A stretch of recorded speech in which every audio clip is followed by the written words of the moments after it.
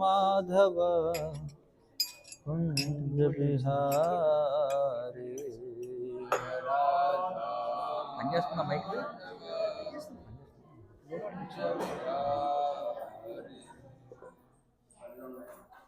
జయ రాధా మాధవ कुंज बिहारी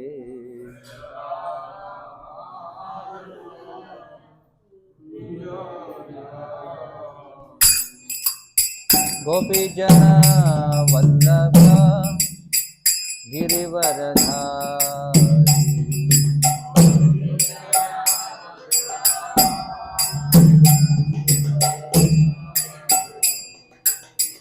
गोपी जन वल्लभ गिरिवरधारी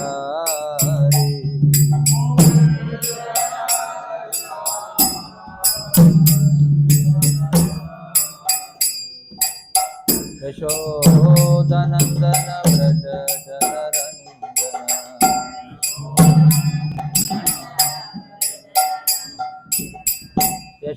यशोदनंदन व्रज जनरंजन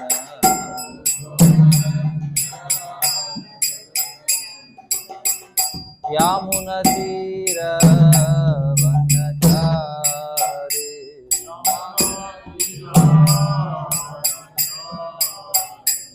यामुनतीर वनचारी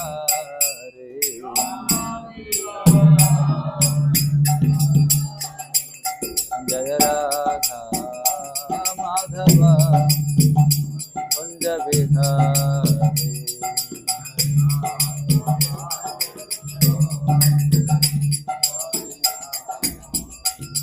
जय राधा माधव कुंज बिहारी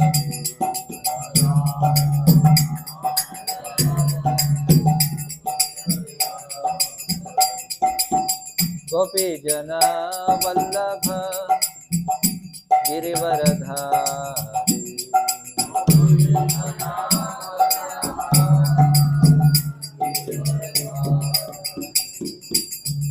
गोपी जन वल्लभ गिरिवरधारी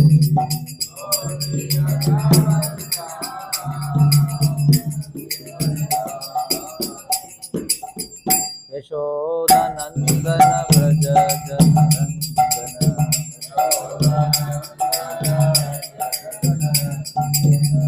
यशोदनंदन व्रज जनरंजन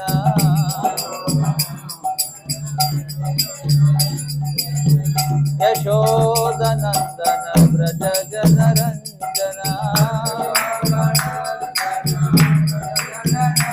यामुनतीर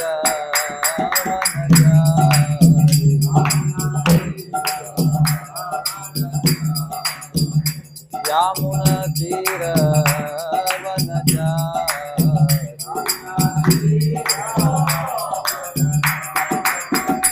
हरे कृष्ण कृष्ण हरे हरे हरे राम राम राम हरे हरे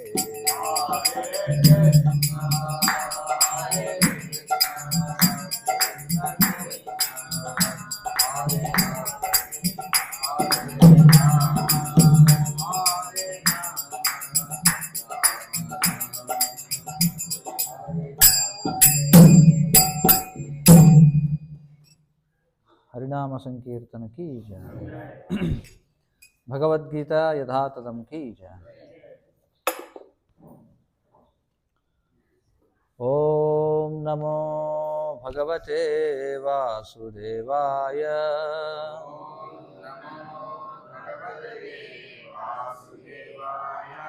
ओम नमो भगवते वासुदेवाय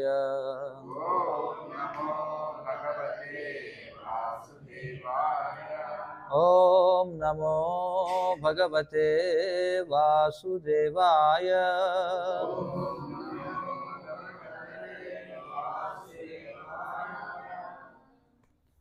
భగవద్గీత యథాతథం 2వ అధ్యాయం.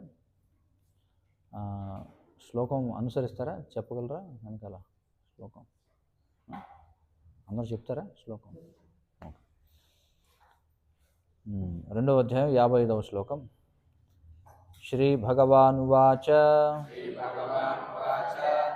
ప్రజహాతి యదా కామాన్ సర్వాన్ పార్థ మనఃగతాన్ ఆత్మని ఏవ ఆత్మనా తుష్టః స్థితప్రజ్ఞః తదా ఉచ్యతే. శ్రీ భగవానువాచ ప్రజహాతి యదా కామాన్ సర్వాన్ పార్థమనోగతాన్ ఆత్మన్యేవాత్మనా తుష్టః స్థితప్రజ్ఞస్తథోచ్యతే. శ్రీ భగవానువాచ ప్రజహాతి యదా కామాన్ సర్వాన్ పార్థమనోగతాన్ ఆత్మన్యేవాత్మనా తుష్టః స్థితప్రజ్ఞస్తథోచ్యతే. శ్రీ భగవానువాచ ప్రజహాతి యదా కామాన్ సర్వాన్ పార్థమనోగతాన్ ఆత్మన్యేవాత్మనా తుష్టః స్థితప్రజ్ఞస్తథోచ్యతే. చదువుతారా? శ్రీ భగవానువాచ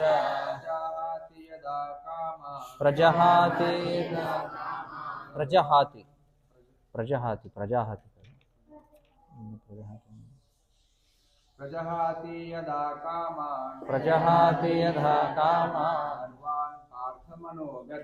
సర్వాన్ సర్వాన్ పార్థమనోగతాన్ పార్థమనోగతాన్ ఆత్మన్యేవాత్మనా తుష్టః ఆత్మన్యేవాత్మనా తుష్టః స్థితప్రజ్ఞస్తదోచ్యతే. స్థితప్రజ్ఞస్తథోచ్యతే. శ్రీ భగవానువాచ ప్రజహాతి యథా కామాన్ సర్వాన్ పార్థమనోగతాన్ ఆత్మన్యేవాత్మనా తుష్టః స్థితప్రజ్ఞస్తథోచ్యతే.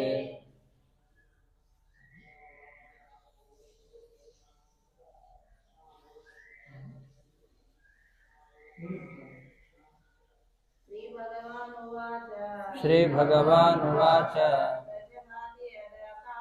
ప్రజహాతి యదా కామాన్ సర్వాన్ పార్థమనోగతాన్ ఆత్మన్యేవాత్మనా తుష్టః స్థితప్రజ్ఞస్తథోచ్యతే. శ్రీ భగవానువాచ ప్రజహాతి యథా కామాన్ సర్వాన్ పార్థమనోగతాన్ ఆత్మన్యేవాత్మనా తుష్టః స్థితప్రజ్ఞస్తథోచ్యతే. ప్రజహాతి యథా కామాన్ సర్వాన్ పార్థమనోగతాన్ ఆత్మన్యేవాత్మనా తుష్టః ఇంగ్లీష్లో స్థితప్రజ్ఞస్తథోచ్యతే. హరే కృష్ణ. ప్రతిపదార్థములు. శ్రీ భగవానువాచ దేవాదిదేవుడు పలికెను. ప్రజహాతి విడుచును. యదా ఎప్పుడు. కామాన్ ఇంద్రియ తృప్తి కోరికలను. సర్వాన్ అన్ని రకములైన. పార్థ ఓ పృథాకుమార. మనఃగతాన్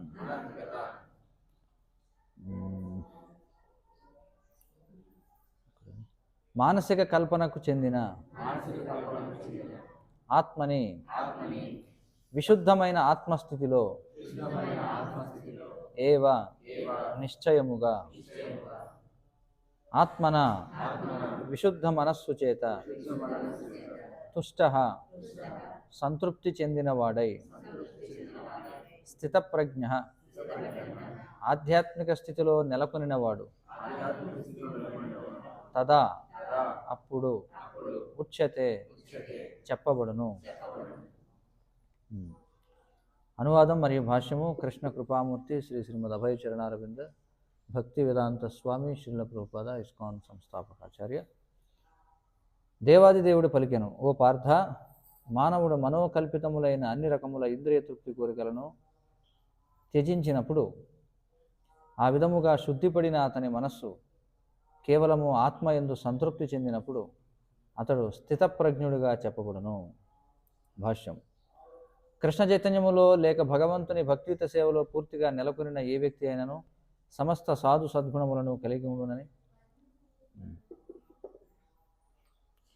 ప్రజహాతి మిస్టేక్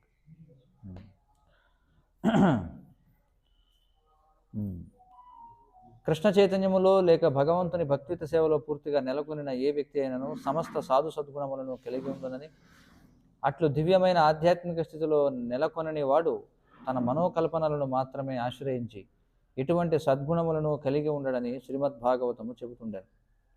కనుకనే మనోకల్పితములైన అన్ని రకాల ఇంద్రియ భోగములను మానవుడు త్యజించవలనని ఇక్కడ చక్కగా చెప్పబడినది. నిజమునకు అటువంటి ఇంద్రియ వాంఛలను కృత్రిమముగా విడుచుట కష్టము. కానీ ఎవరైనాను కృష్ణ చైతన్యములో నెలకొనినంతనే ఇంద్రియ వాంఛలన్నీ అప్రయత్నముగానే, బాహ్య ప్రయత్నములేవి లేకుండానే నశించిపోవు. కనుకనే మానవుడు ఎట్టి సంశయము లేకుండా కృష్ణ చైతన్యములో నెలకొనవలెను. ఎందుకనగా ఈ భక్తియుత సేవ వెంటనే ఆధ్యాత్మిక స్థితిని అందుకొనుటకు మానవునకు తోడ్పడను. పరిపక్వ బుద్ధి గల జీవుడు అనగా మహాత్ముడైన వాడు తాను భగవానుని నిత్యదాసుడనని గుర్తించి ఎల్లప్పుడూ తన యందే సంతృప్తుడై ఉండును. అట్టి ఆధ్యాత్మిక స్థితిలో నెలకొనినట్టి వ్యక్తి తుచ్చమైన భౌతిక ఇంద్రియ వాంఛలకు లోబడి ఉండడు. అనగా దేవాది దేవుని నిత్య సేవ అనే తన నిజస్థితిలో అతడు ఎల్లప్పుడూ ప్రసన్నుడై ఉండును. ఓం అజ్ఞానతిమిరాంధస్య జ్ఞానాంజనశలాకయ చక్షురున్మీలితం ఏన తస్మై శ్రీ గురవే నమః. నమ ఓం విష్ణుపాదాయ కృష్ణప్రేష్ఠాయ భూతలే శ్రీమతే భక్తి వికాసస్వామిన్నితి నామిని. నమ ఓం విష్ణుపాదాయ కృష్ణప్రేష్ఠాయ భూతలే శ్రీమతే భక్తి వేదాంత స్వామిన్నితి నామిని. నమస్తే సారస్వతే దేవే గౌరవాణి ప్రచారిణి నిర్విశేష శూన్యవాది పాశ్చాత్యదేశతారిణి. జయ శ్రీ కృష్ణ చైతన్య ప్రభు నిత్యానంద శ్రీ అద్వైత గదాధర శ్రీవాసాది గౌరభక్త బృంద. హరే కృష్ణ కృష్ణ కృష్ణ హరే హరే, హరే రామ రామ రామ హరే హరే. హరే కృష్ణ.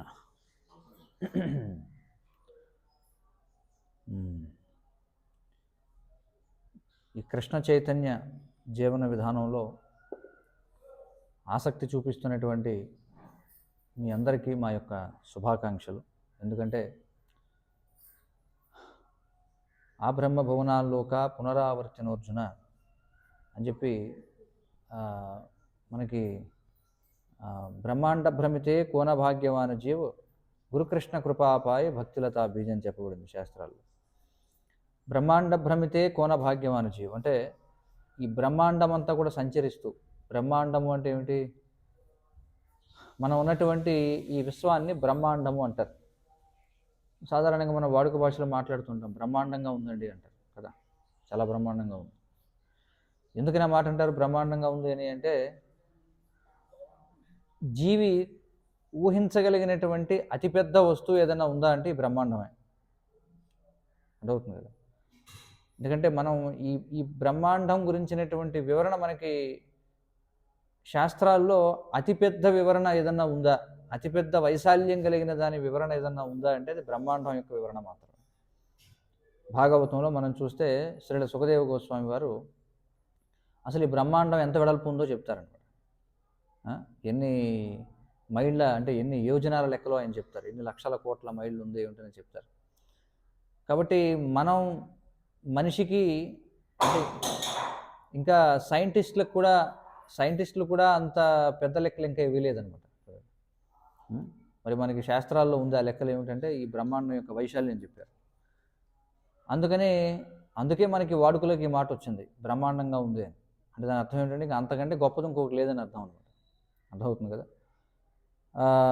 అయితే ఈ బ్రహ్మాండంలో మనం పైకి కిందకి తిరుగుతూ మొత్తం మనం ఉన్నటువంటి బ్రహ్మాండంలో 14 లోకాలు ఉన్నాయి. మనం మధ్యలోకంలో ఉన్నాం, అంటే భూలోకంలో ఉన్నాం. మనకి పైన ఊర్ధ్వలోకాలు ఉన్నాయి, కింద అధోలోకాలు ఉన్నాయి. మరి అలాగే 84 లక్షల రకాల జీవరాశులు ఉన్నాయి ఈ బ్రహ్మాండంలో. మనకి ఈ మానవ జన్మ వచ్చింది అంటే దాని అర్థం మనం జలచరాలుగా, స్థావరాలుగా, అలాగే క్రిములుగా, పక్షులుగా, పశువులుగా మనం అనేక పర్యాయాలు మనం జన్మ తీసుకుని మళ్ళీ మన దేహాన్ని విడిచిపెట్టి ఇదిగో ఈ మానవ జన్మలోకి వచ్చాం. మరి ఈ మానవ జన్మలోకి వచ్చిన తర్వాత కూడా మరి మనం చూస్తే ఎంతోమంది ఆటవికులైనటువంటి వాళ్ళు ఉన్నారు. ఆటవికులైనటువంటి వాళ్ళకంటే నాగరికులైనటువంటి వాళ్ళు మేలు. ఆ నాగరికులలో కూడా ఏదో ఒక మత విశ్వాసాన్ని కలిగి ఉండేవాళ్ళు ఇంకా మెరుగైనటువంటి వాళ్ళు. ఏదో ఒక విధమైనటువంటి మత విశ్వాసాన్ని కలిగిన వారిలో వైదిక సంస్కృతికి అనుసంధానమై ఉన్నవారు ఇంకా మెరుగైనటువంటి వాళ్ళు. మరి ఆ వైదిక సంస్కృతిలో కూడా సర్వవ్యాపకమైనటువంటి పరబ్రహ్మపై ధ్యానించే వాళ్ళు ఇంకా మెరుగైన వాళ్ళు. వాళ్ళకంటే ఉన్నతమైన వాళ్ళు హృదయస్థ పరమాత్మని ధ్యానించేటువంటి వాళ్ళు. వారికంటే ఉన్నతమైనటువంటి వాళ్ళు మరి శ్రీకృష్ణ భగవానుని యొక్క సేవలో నిమగ్నమయ్యేటువంటి వాళ్ళు అని శాస్త్రాలు చెప్తున్నారు. కాబట్టి మరి ఈ కలియుగంలో ఈ విధంగా మరి కృష్ణ చైతన్య సాధన చేసేటువంటి అవకాశం మీరందరూ కూడా పొందారు. మరి దీనికి భక్తివేదాంత స్వామి శ్రీల ప్రభుపాదుల వారు ఆయన దాదాపుగా మరి 70 ఏళ్ల వయసులో ఆయన పాశ్చాత్య దేశాలకు వెళ్ళి ఆయన ప్రచారం చేయడం జరిగింది. మరి అక్కడి నుంచి మళ్ళీ భారతదేశానికి వచ్చి ప్రచారం అంతా జరుగుతుంది. ఇలా భారతదేశం అంతా కూడా ఈ కృష్ణ చైతన్య వృక్షం యొక్క శాఖలు విస్తరిస్తూ ఉన్నాయన్నమాట. చైతన్య చరితామృతంలో the tree of lord Chaitanya అని చెప్పంటారు. అంటే చైతన్య మహాప్రభు అనేటువంటి వృక్షం ఏదైతే ఉందో ఆ వృక్షం ఎలాంటిదంటే అది ఇంకా ఇంకా ఇంకా ఇంకా విస్తరిస్తూ విస్తరిస్తూ విస్తరిస్తూ ఉంటుంది. మరి ఈ యొక్క విస్తరణకి ఆధారభూతమైనటువంటిది ఏమిటంటే ఈ యొక్క గ్రంథాలు, భగవద్గీత, ఇవన్నీ కూడా. మరి సుమారుగా 10 సంవత్సరాలు కావచ్చు, 10 సంవత్సరాలకు ముందు మాకు ఆయన పరిచయం అవ్వడం జరిగింది పుస్తక వితరణ ద్వారా. ఎవరు? మన సతీష్ గారు. గోదావరి పుష్కరాల్లో సో ఈ భగవద్గీత గ్రంథాన్ని తీసుకున్నారు. మరి ఆ భగవద్గీత గ్రంథం మరి ఒక వ్యక్తి తీసుకోవడం వల్ల ఇప్పుడు మీరందరూ కూడా భగవద్గీత పట్టుకున్నారు. అది శ్రీల ప్రభుపాదుల వారి యొక్క గ్రంథాలు, అంటే ఈ యొక్క కృష్ణ చైతన్యం యొక్క. అంతే కదా, ఒక వ్యక్తి లేకపోతే మీరందరూ మేము ఇక్కడికి ఎందుకు వస్తాం, ఈ ఊరితో మాకేం పని అవుతుంది కదా. సో ఎలా సాధ్యమైంది అంటే ఎవరో తీవ్రంగా కోరుకుంటున్నారు అక్కడ, మాతాజీ మాకు వినిపించట్లేదని చెప్పి. ఆవిడ కోరిక బలంగా ఉంది, అందుకే కరెంట్ సమయానికి వచ్చిందన్నమాట. కాబట్టి దేనికైనా సరే తీవ్రమైనటువంటి కోరికే ఆధారం అన్నమాట. మరి ఎవరైతే కృష్ణ చైతన్యాన్ని పొందుతారో వాళ్ళు ఈ కృష్ణ చైతన్యాన్ని తాము సాధన చేయడం మాత్రమే కాకుండా ఇతరులందరితో పంచుకోవాలనుకుంటారు. అది ఈ కృష్ణ చైతన్యం యొక్క గొప్పతనం అన్నమాట. మరి చక్కగా ఇక్కడ అనేక మంది భక్తులు వచ్చి ఇక్కడ ప్రచార కార్యక్రమం చేస్తున్నారు. శ్రీమాన్ గౌరదాస్ ప్రభు, అలాగే శ్రీమాన్ నీలమాధవ్ ప్రభు, ఇంకెవరు వస్తున్నారు, మరొకరి పేరేమిటి, ఆయన కృష్ణ గారిని ఒక ఆయన, వీళ్ళందరూ కూడా చక్కగా మొత్తానికి ఈ యొక్క కృష్ణ చైతన్యాన్ని ముందుకు తీసుకెళ్ళడానికి చాలా చక్కగా ప్రయత్నం చేస్తున్నారు. మొట్టమొదట వాళ్ళందరికీ కూడా చాలా ధన్యవాదాలు తెలియజేసుకోవాలి. మరి ఈనాటి శ్లోకానికి వస్తే మనం భగవద్గీత 2వ అధ్యాయం చర్చిస్తున్నాం కదా. 55వ శ్లోకం. 54వ శ్లోకంలో అర్జునుడు ఒక ప్రశ్న వేశాడు. ఏమని ప్రశ్న వేశాడు? స్థితప్రజ్ఞస్య కా భాష సమాధిస్థస్య కేశవ స్థితది కిం ప్రభాషేత కిమాసీత ప్రజేత కిం అని చెప్పన్నాడు. ఏమని ప్రశ్నించాడంటే, ఓ కృష్ణ, సమాధిమగ్నమైన చైతన్యము గలవాని లక్షణములేమిటి? అతడు ఎలా భాషిస్తాడు? అతని భాష ఎలాంటిది? అతను ఎలా కూర్చుంటాడు? ఎలా నడుస్తాడు? ఈ విషయాలు అడగడం జరిగింది. సమాధిమగ్నమైన చైతన్యము, సమాధి అంటే ఏమిటి అర్థం? సమాధి అంటే సమాధులు, చాలా సమాధులు కనిపిస్తూ ఉంటాయి, అవేనా సమాధులు అంటే? సమాధి అంటే స్థిరమైనటువంటి మనస్సు అని అర్థం, లేదా స్థిరమైనటువంటి బుద్ధి కలిగినటువంటి స్థితిని సమాధి స్థితి అంటారు. మరి మనసు ఎప్పుడు స్థిరంగా ఉంటుంది అంటే దానిని శ్రీకృష్ణ భగవానుని యొక్క పాదపద్మముల చెంత నిలుపనంత వరకు అది స్థిరంగా ఉండదన్నమాట. అందుకే సవై మనః కృష్ణ పదారవిందయోహో అని చెప్పన్నారు. అంటే మరి మన యొక్క మనసుని స్థిరపరచాలంటే మనం శ్రీకృష్ణ భగవానుని యొక్క పాదపద్మముల చెంత దాన్ని ఉంచాలి. కాబట్టి ఇక్కడ అర్జునుడు వేసిన ప్రశ్న ఏమిటంటే, ఎందుకంటే పూర్వ శ్లోకంలో 53వ శ్లోకంలో కృష్ణుడు చెప్పాడు, ఏమన్నాడు చూడండి, శృతి విప్రతిపన్నాతే యథాస్థాస్యతి నిశ్చల సమాధావచల బుద్ధి తథా యోగం అవాప్స్యసి అని చెప్పన్నాడు. ఎప్పుడు నీ బుద్ధి వేదముల మృదుమధురమైన వాక్కులచే కలత చెందక ఆత్మానుభూతి అను సమాధ స్థితిలో సుస్థిరమైనదో అప్పుడు నీవు దివ్య చైతన్యమును పొందగలుగుతావు అని చెప్పన్నాడు. కాబట్టి సమాధి స్థితి అనేటప్పటికి వెంటనే అర్జునుడికి ప్రశ్న వచ్చింది, అసలు ఏమిటి సమాధి స్థితి అని. దాని గురించి ఇప్పుడు కృష్ణుడు సమాధానం చెబుతున్నాడు అనమాట. ఇక్కడ ఏమి అడిగాడు చూడండి, సమాధిభగ్నమైన చైతన్యం గలవాడే లక్షణాలు ఏమిటి, ఎలా గుర్తించాలి ఒక వ్యక్తి ఆ విధంగా అతని యొక్క మనసుని భగవత్పాద పద్మాలకు అంకితం చేశాడనేటువంటి విషయాన్ని ఎలా గుర్తించాలి, అతడు ఎలా భాషించును అంటే ఇక్కడ అర్థం ఇది అలంకారికంగా అడగడం జరిగిందనమాట. అంటే అతని యొక్క ఎలా ఏ విధంగా మాట్లాడతాడంటే అతని యొక్క మాండలికం ఎలాగా ఏ భాషలో మాట్లాడతాడని కాదు ఇప్పుడు ఉద్దేశం. వాస్తవానికి ఇక్కడ ఎలా భాషించును అంటే అతని యొక్క వ్యవహారం ఎలా ఉంటుంది, అతని యొక్క ప్రవర్తన ఎలా ఉంటుంది అని అడగడం. ఎలా భాషించును అంటే అతని యొక్క భాష ఎట్టిది అంటే అతని యొక్క ఆలోచన విధానం కావచ్చు, అతని యొక్క వ్యవహారం ఎలా ఉంటుంది, అతడు ఎలా కూర్చుండును అంటే అతడు ఏ విధంగా స్థిరత్వాన్ని కలిగి ఉంటాడు, ఎట్లా నడుచును అంటే అతని యొక్క కార్యకలాపాలు ఎలా ఉంటాయి అని అర్థం అనమాట. ఇక్కడ దానికి సంకేతంగా ఇక్కడ చెప్పడం జరిగింది. మరి మొదటి విషయం ఇక్కడ కృష్ణుడు చెప్తున్నాడు, ఏమంటున్నాడంటే మానవుడు మనోకల్పితములైన అన్ని రకములైన ఇంద్రియ తృప్తి కోరికలను త్యజించినప్పుడు ఆ విధముగా శుద్ధిపడిన అతని మనస్సు కేవలము ఆత్మయందు సంతృప్తి చెందినప్పుడు అతడు స్థితప్రజ్ఞుడిగా చెప్పబడతాడు అని చెప్పన్నారు. ఇక్కడ విశేషం ఏమిటంటే 55 నుండి 72వ శ్లోకం వరకు చాలా చాలా ముఖ్యమైనటువంటి శ్లోకాలు. ఎందుకో తెలుసా, 72వ శ్లోకంలో అంటే దీని యొక్క ప్రాముఖ్యత ఏమిటనేది 72వ శ్లోకంతో మనకు తెలుస్తుంది. 55 నుండి 72 శ్లోకాల మధ్య ఉన్న శ్లోకాల యొక్క గొప్పతనం ఏమిటనేది. ఎందుకంటే 72వ శ్లోకంలో కృష్ణుడు ఏమంటాడంటే చూడండి, ఇదే ఆధ్యాత్మికము దివ్యమైన జీవన విధానం, దీనిని పొందిన తరువాత మనిషి మోహము చెందడు, మరణ సమయమున కూడా అతడు ఈ విధంగా స్థితుడై ఉంటే భగవద్రాజ్యములో ప్రవేశించగలుగుతాడు అని చెప్పన్నాడు. అంటే ఇప్పుడు ఎవరైనా మిమ్మల్ని ప్రశ్న వేశారు, సరే మీరందరూ ఎవరైనా అడగొచ్చు, మీరు ఏమంటే ఆదివారం ఎక్కడికి వెళ్తున్నారు మీరంతా, మీరు చెప్తారు ఇక్కడ ఏదో ఇక్కడ హరే కృష్ణ ప్రచార కేంద్రం ఉంది అక్కడికి వెళుతున్నామని చెప్పి. సరే అక్కడికి వెళ్ళి మీరు ఏం చేస్తారు? సరే మీరు చెప్పండి, అసలు ఈ కార్యక్రమానికి మీరు అందరూ ఎందుకు వస్తున్నారు, ఉద్దేశం ఏమిటి, ఈ కార్యక్రమానికి ఎందుకు వస్తున్నారు చెప్పండి, ఏ కారణం చేత వస్తున్నారు?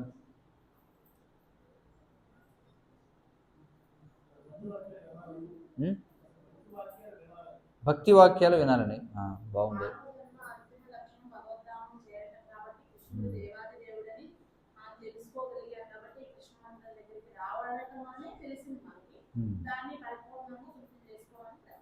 సంతోషం. ఇంకా మిగతా వాళ్ళు కృష్ణుడి గురించి తెలుసుకోవాలని. సరే వీటన్నిటినీ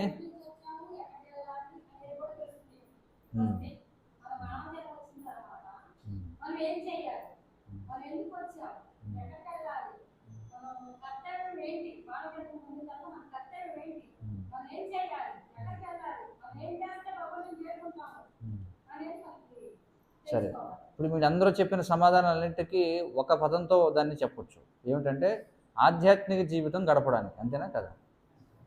ఒక పదంతో దాన్ని ఆ విధంగా సారాంశంగా చెప్పొచ్చా లేదు?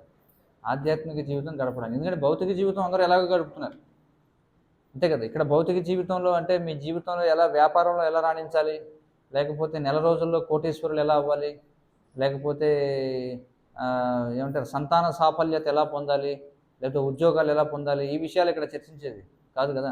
ఇక్కడ ఏం చర్చిస్తున్నాం? ఆత్మ సంబంధమైనటువంటి విషయాలు చర్చిస్తున్నాం. అంటే ఆధ్యాత్మిక జీవితం గడపడం కోసం వస్తున్నాం. మరి ఆధ్యాత్మిక జీవితం అంటే ఏమిటి? ఎవరైనా అడుగుతారు, మీరు చెప్పొచ్చు ఎక్కడికి వెళుతున్నారు, ఎందుకు వెళుతున్నారంటే ఆధ్యాత్మిక జీవితం గడపడం కోసం. మరి ఆధ్యాత్మిక జీవితం అంటే ఏమిటని ఎవరైనా ప్రశ్నించారనుకోండి, మరి దానికి సమాధానం ఏం చెప్పాలి? ఆ సమాధానం ఇదిగో ఈ 55 నుండి 72 శ్లోకాల వరకు అదే ఆధ్యాత్మిక జీవితం అంటే. అర్థమైంది కదా. ఎందుకంటే ముందు మనం తెలుసుకోవాలి అసలు ఆధ్యాత్మిక జీవితం అంటే ఏమిటి. కాబట్టి ఆధ్యాత్మిక జీవితంలో అసలు ఏ అంశాలు ఉంటాయి, దేనిని ఆధ్యాత్మిక జీవితం అంటారు, అది వివరించేదే ఈ 55 నుండి 72 శ్లోకాల వరకు. ఇంకా కృష్ణుడి చివరిలో ఏమంటాడంటే 55వ శ్లోకం నుండి 71వ శ్లోకం వరకు చెప్పి 72వ శ్లోకంలో ఏమంటాడంటే ఇదే ఆధ్యాత్మిక జీవితం అంటే ఈ విధంగా మరణ సమయం వరకు నువ్వు జీవించగలిగితే నువ్వు భగవద్ రాజ్యంలోకి వెళతావు అని చెప్పుకుంటున్నాడు. అది ఈ శ్లోకాల యొక్క విశిష్టత అన్నమాట. మరి ఆధ్యాత్మిక జీవితం ముందు ఎలా మొదలవుతుంది చూడండి, మొదటి శ్లోకం వాళ్ళు చర్చిస్తున్నాడు. ఏముంటున్నాడు? ముందు అసలు ఆధ్యాత్మిక జీవితం గడపాలనుకున్నవాడు మనోకల్పితములైన అన్ని రకముల ఇంద్రియ తృప్తి కోరికలను త్యజించాలి అని చెప్పుకుంటున్నాడు. మనోకల్పితములైన అంటే ఏమిటి? మనసులో మనం రకరకాలుగా కల్పించుకుంటాం, ఊహాగానాలు కదా. అంటే రకరకాలుగా కలలు కంటూ ఉంటాం, అలా చేద్దాం, ఇలా భోగిద్దాం, అంటే పలానా సినిమా చూద్దాం, లేకపోతే పలానా ఏదో వాసన చూద్దాం, పలానా ఏదో విందాం, పలానా ఏదో తిందాం, పలానా దాన్ని భోగిద్దాం. ఇట్లా ప్రతి వ్యక్తి అనేక రకాలుగా అతడు మానసిక కల్పనలు చేసుకుంటూ ఉంటాడు అనమాట. ఎందుకంటే జీవిత లక్ష్యం తెలియనివాడు ఏం చేస్తాడు చెప్పండి? జీవిత లక్ష్యం తెలియనివాడు రకరకాల విషయాల గురించి ఆలోచిస్తాడు. జీవితంలో ఏమవ్వాలి అంటే ఒకడేమో నేను కోటీశ్వరుడు అవ్వాలని, ఒకటి నేను రాజకీయ నాయకుడిని అవ్వాలని, ఒకటి నేను క్రికెట్ ఆటగాడిని అవ్వాలని, ఇంకొకటి సినిమా యాక్టర్ అవ్వాలని, ఇలా రకరకాలుగా ఎవరికి వాళ్ళు జీవితంలో అనేక రకాల లక్ష్యాలు పెట్టుకుంటారు. చిన్నప్పుడు పాఠశాలలో ఉపాధ్యాయులు అడుగుతుంటారనమాట. ఏమనంటారంటే ఏమైనా నువ్వు పెద్దయ్యాక ఏమవుతావు? మీ అందరికీ పాఠశాలలో అడిగే ఉంటారు కదా ప్రశ్న, అవునా కదా, అడిగే ఉంటారు. ఒకడు ఏమంటాడు నేను టైలర్ అవుతానంటాడు, ఇంకొకటి నేను పైలట్ అంటాడు, ఇంకొకటి డాక్టర్ అంటాడు, ఇంకొకటి మెకానిక్ అంటాడు. అంటే ఒకటి చెప్పింది ఇంకొకటి చెప్పకూడదని ఏదేదో చెప్తుంటారు. కానీ వాస్తవానికి అలా చెప్పినవన్నీ అవుతారా ఎవరైనా? ఏం జరగదు. కాబట్టి అనేక రకాలుగా మనం ఊహాగానాలు చేస్తుంటాం. ఎప్పుడు కూడా మనసు చేసేది అదే అనమాట. మనసు ఎప్పుడు కూడా దయచేసి నిశ్శబ్దంగా ఉండాలి. హరే కృష్ణ, నిశ్శబ్దంగా ఉండండి దయచేసి కొద్దిసేపు. రకరకాలుగా మనం ఊహాగానాలు చేస్తూ ఉంటాం అనమాట. ఎందుకని అంటే జీవిత లక్ష్యం తెలియని వాళ్ళు ఏం చేస్తారు? మనకి మరొక శ్లోకంలో చెప్పబడింది, ఏమంటారంటే హరావభక్తస్య కుతో మహద్గుణ. హరిభక్తుడికి అనేటువంటి వాళ్ళలో మహద్గుణాలు ఏముంటాయి? మనోరథేనా సతో ధావతే బహిహి అని చెప్పన్నారు. అంటే మనోరథేనా సతో ధావతే బహిహి అంటే మనసు అనేటువంటి రథంపై ఊరేగుతూ ఉంటాడు అని చెప్పబడింది. ఎవరు? జీవిత లక్ష్యం తెలియనివాడు. ఎక్కడికి వెళ్ళాలో తెలియదు. ఇందాక వాళ్ళు అన్నట్టుగా అసలు మానవ జీవితం ఎందుకు వచ్చింది, ఏం చేయాలి, ఈ విషయాలు తెలియనివాడు ఏదేదేదో ఊహాకల్పనలు చేసుకుంటాడు. అందుకే కృష్ణుడు ఏమన్నాడంటే నువ్వు ఆధ్యాత్మిక జీవితం గడపాలంటే ముందు ఊహాగానాలు ఆపే అని చెప్పుకుంటాడు. అర్థమవుతుంది కదా. ఎందుకంటే మనం ముఖ్యంగా మన భారతదేశంలో మనం చూసినట్లయితే మనం ఊహాగానాలు చేసి రకరకాల ఆధ్యాత్మిక ప్రక్రియల్ని తయారు చేసుకుంటాం చూడండి కదా. మీరు చూస్తే ఏదైతే హిందూ మతంగా ప్రస్తుతం చెప్పబడుతుందో ఇందులో ఎవడికి వాడు అనేక రకాలుగా ఏవేవో మార్గాలు ఊహించుకుంటారు. కొంతమంది నల్ల బట్టలు వేసుకుంటారు, కొంతమంది ఎరుపు బట్టలు వేసుకుంటారు, కొంతమంది ఆకుపచ్చ బట్టలు వేసుకుంటారు, కొంతమంది తెలుపు బట్టలు వేసుకుంటారు. అంటే ఎవరికి నచ్చినట్టుగా వాళ్ళు రకరకాల వ్రతాలు, రకరకాల పూజలు, వాటికి శాస్త్ర ప్రమాణాలు ఎంతవరకు ఉన్నాయనేది ఎవరికి తెలియదు. దేన్నైనా సరే అంటే ఎలా అయిపోయిందంటే ఇప్పుడు హిందూ మతం అనగానే ఎవరినైనా పూజించవచ్చు చూడండి. మనిషి వాడిని వాడు కూడా పూజించుకోవచ్చు. దీనికి ఏమన్నా ఒక బ్రాకెట్ ఏదన్నా ఉందా? క్లోజ్డ్ బ్రాకెట్ అంటే ఇదేం లేదు, అవునా కదా. మీరు ఏ మహమ్మదీయుల దగ్గరికి వెళ్ళండి, వాడు ఒకటే సమాధానం చెప్తాడు. భగవంతుడు ఎవరంటే ఏమంటాడు వాడు? అల్లాహ్ అని చెప్పుకుంటాడు. అయితే వాళ్ళకి విభేదాలు ఉన్నాయి. మళ్ళీ అల్లా తర్వాత ఎవరు అనే దాంట్లో మహమ్మద్ అయినా ఇంకెవరైనా ఉన్నారా అనే దాంట్లో విభేదాలు ఉన్నాయి. క్రైస్తవుల దగ్గరికి వెళితే కొంతమంది యెహోవా అంటారు, కొంతమంది క్రీస్తు అంటారు, అక్కడ భేదాభిప్రాయాలు ఉన్నాయి. కిందకి వెళ్తే ఇంకా భేదాభిప్రాయాలు ఉంటాయి, వేరే విషయం. కానీ ఇంత ఎక్కువగా లేవు భేదాభిప్రాయాలు. కానీ ఏదైతే హిందూ మతంగా చెప్పబడుతుందో అందులో మనం చూస్తే ఎవరికి వారే యమునా తీరి అన్నట్టుగా ఎవరు ఇష్టం వచ్చినట్టుగా వాళ్ళు ఏదేదో కల్పనలు చేసుకుంటారు. కొంతమంది రకరకాల బాబాలను పూజిస్తారు, కొంతమంది రకరకాల అమ్మాలను సృష్టిస్తారు, కొన్ని చోట్ల లోకల్ దేవుళ్ళు ఉంటారు, కొన్ని చోట్ల ఏమో రాష్ట్రానికి ఒక అవతారం ఉంటుంది. ఇట్లా అనేక రకాలు అనమాట. దీనికి అడ్డు ఏం లేదు. అందుకే కృష్ణుడు మొట్టమొదట చెప్తున్నాడు ఏమంటే, ముందు నువ్వు ఆధ్యాత్మిక జీవితం గడపాలంటే ఇలాంటి పిచ్చి పిచ్చి ఆలోచనలు మానేయి. మరి ఏం చేయాలి? మరి ఏం చేయాలంటే దాని గురించి విశదంగా తెలుసుకోవాలంటే 16వ అధ్యాయంలో మనం చూడాలన్నమాట. 16వ అధ్యాయం చూడండి. 16వ అధ్యాయం చివరిలో పుస్తకాలు ఉన్నవాళ్ళు చూడొచ్చు. 16వ అధ్యాయంలో ఏం చెప్తున్నాడు చూడండి. చూడండి ఏమంటున్నాడు. 23వ శ్లోకం, చివరి 2 శ్లోకాలు. దయచేసి కింద పెట్టకండి, పుస్తకాలను కింద పెట్టొద్దు నేల మీద. 759వ పుట పాత పుస్తకం అయితే. యశాస్త్ర విధి ముత్సృజ్య వర్తతే కామకారత నససిద్ధిమవాప్నోతి న సుఖం న పరాంగతి అని చెప్పుకుంటున్నాడు. ఏమంటాడంటే, శాస్త్ర విధులను త్యజించి ఇష్టానుసారము వర్తించువాడు పరిపూర్ణత్వమును కానీ సుఖమును కానీ పరమగతిని కానీ పొందలేడు అని చెప్పుకుంటున్నాడు. అది కాబట్టి ఆధ్యాత్మిక జీవితాన్ని గడపాలనుకున్న వాళ్ళు ముందు చేయాల్సిన పని ఏమిటి? ఏం చేయాలి? ముందు ఊహాగానాలు మానుకోవాలి. ఎందుకు నువ్వు పలానా వాళ్ళని పూజిస్తున్నావంటే నాకు నచ్చిందనో, పక్కింటి వాడు చెప్పాడనో, లేకపోతే టీవీలో యాడ్ చూశాననో, లేకపోతే రోడ్డు మీద బ్యానర్ వేశారనో, ఎవడో పాంప్లెట్ ఇచ్చాడనో. చూడండి ఇప్పుడు ఏం చెప్తున్నాడు చూడండి. కృష్ణుడు ఏమంటున్నాడు, శాస్త్ర విధులను త్యజించి అంటే విడిచిపెట్టేసి ఇష్టానుసారంగా వర్తించేవాడు పరిపూర్ణత్వాన్ని కానీ సుఖమును కానీ పరమగతిని కానీ పొందలేడు. అంటే ఆధ్యాత్మిక జీవితం గడపాలంటే ముందు శాస్త్రం అంటే ఏమిటో తెలుసుకోవాలి. మొట్టమొదటి విషయం మనం చేయాల్సింది శాస్త్రం అంటే ఏమిటో తెలుసుకోవాలి. తర్వాత శ్లోకంలో ఏం చెప్తున్నాడు చూడండి. 24వ శ్లోకంలో, తస్మాత్ శాస్త్రం ప్రమాణంతే కార్యాకార్య వ్యవస్థితౌ జ్ఞాత్వా శాస్త్ర విధానోక్తం కర్మ కర్తుం ఇహార్హసి అని చెప్పన్నాడు. అందుకే మానవుడు శాస్త్ర ప్రమాణముల ద్వారా ఏది కార్యము అంటే ఏది చేయదగినదో, ఏది అకార్యము అంటే ఏది చేయకూడనిదో తెలుసుకోవాలి. అతడు అలాంటి విధానములను తెలిసి క్రమముగా ఉద్ధరింపబడేటట్లుగా పనులు చేయాలి అని చెప్పన్నాడు. మొట్టమొదట చేయాల్సిన పని ఏమిటట? శాస్త్ర ప్రమాణం ద్వారా ఏం చేయాలి ఏం చేయకూడదో తెలుసుకోవాలి. కాబట్టి ఏం చేయాలి? విధానాలు తెలుసుకొని క్రమంగా ఉద్ధరింపబడేలా పనులు చేయాలి అని చెప్పన్నారు. అర్థమవుతుంది కదా? కాబట్టి ఎవరైతే మానసిక కల్పన చేస్తారో వాళ్ళు ఆధ్యాత్మిక జీవనాన్ని గడపడానికి అనర్హులు అన్నమాట. అందుకే మనం కృష్ణ చైతన్యంలోకి రాగానే మొట్టమొదట భక్తులు మనకి చెప్పే విషయం ఏంటంటే, ఏమంటారంటే, మీ దగ్గర భగవద్గీత ఉందా అని అడుగుతారంటే భక్తులు ఇప్పుడు కూడా, లేదా ఏదైనా ఒక గ్రంథం తీసుకోండి అని చెప్పి అడుగుతాం. ఎందుకంటే అసలు ఆధ్యాత్మిక జీవితం, ఇప్పుడు ఒక వ్యక్తి భక్తుడు చెప్పేటువంటి విషయాలు మీరు ఎప్పుడైనా చూడండి, బయట ప్రచారానికి వెళ్ళినప్పుడు అనేక రకాల వ్యక్తులు అనేక రకాల వస్తువులు అమ్ముతూ ఉంటారు. అదే భక్తులైతే ఏం చేస్తారు? గ్రంథాలు వితరణ చేస్తుంటారు. అందుకే ఇక్కడికి వచ్చినటువంటి మీరు ఎవరు వచ్చినా సరే ముందు భక్తులు ఏమంటారంటే, మీ దగ్గర భగవద్గీత ఉందా, లేకపోతే తీసుకోండి, లేకపోతే కనీసం చిన్న పుస్తకం అయినా చదవండి అని చెప్పి అంటాం. అంటే ఇక్కడికి వచ్చారంటే దాని అర్థం ఏమిటి? ఆధ్యాత్మిక జీవనం గడపాలనే కదా, అవునా కదా? మరి గడపాలంటే ముందు మీరు చేయాల్సిన పని ఏమిటి? ఏది చేయాలి ఏది చేయకూడదో తెలుసుకోవాలి. ఎలా తెలుస్తుంది? అది శాస్త్రం. కాబట్టి ముందు గ్రంథం తీసుకోవాలి. గ్రంథం తీసుకొని మనం చదవడం మొదలు పెట్టాలి. ఎందుకంటే లేకపోతే మీరు మోసపోయే అవకాశం ఉంది.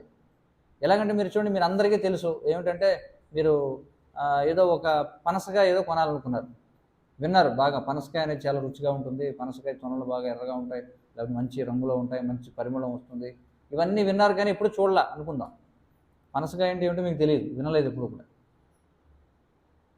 సో మీరు ఏం చేశారంటే, సరే బాగా చెప్తున్నారు దాని గురించి బాగా విన్నాం, మరి ఒక కాయ కొందాం అని చెప్పి వెళ్ళారు. కానీ మీకు కనీసం దాని గురించి అది ఏ ఆకారంలో ఉంటుంది, అది ఏ రంగులో ఉంటుంది, అసలు ఎక్కడ అమ్ముతారు దాన్ని అనే వివరాలు ఏమీ తెలియకుండా మీరు వెళ్ళి ఒక కూరగాయల దుకాణానికి వెళ్ళి అక్కడికి వెళ్ళి నాకు పనసకాయ కావాలని అడిగారు అనుకోండి, కూరగాయల కొట్టుకు వెళ్ళి, వాడికి ఇమీడియట్గా ఏమర్థం అవుతుంది?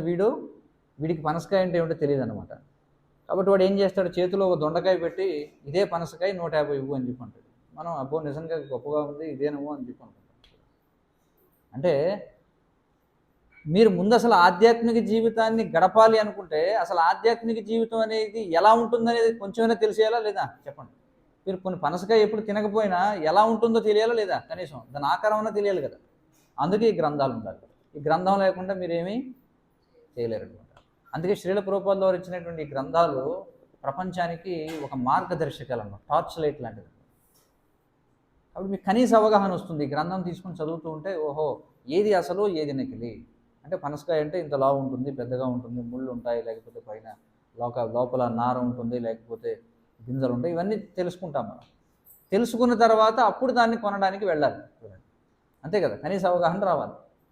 అందుచేతనే మనకి ముందు తెలుసుకోవాల్సిన విషయం ఏంటంటే మనకి శాస్త్రం అనేటువంటిది ప్రమాణము. అందుచేత మనం ఏం చేయాలంటే మనోకల్పితములైనటువంటి అన్ని రకముల ఇంద్రియ తృప్తి కోరికలను మానవుడు త్యజించినప్పుడు ఆ విధముగా శుద్ధిపడిన అతని మనస్సు కేవలము ఆత్మయందు సంతృప్తి చెందినప్పుడు అతడు స్థితప్రజ్ఞుడిగా చెప్పబడును.